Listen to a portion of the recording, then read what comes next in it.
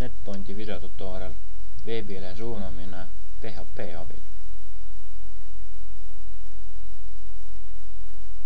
Kui soovite oma kodulehe külastajad suunata edasi kuskile teise kataloogi, siis selleks logige sisse oma direktooni halduspaneeli, mille aadress on tdomeen:2222.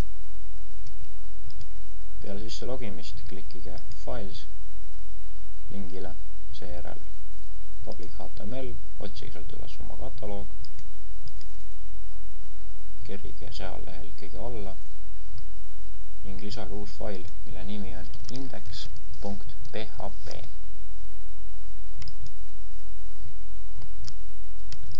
Sisestage selle uue faili sisuks, nii nagu ekraanil.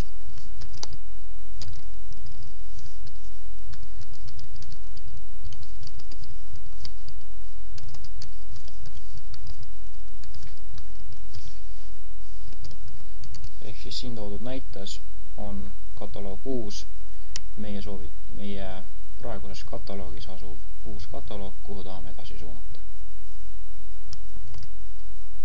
Salvestame faili.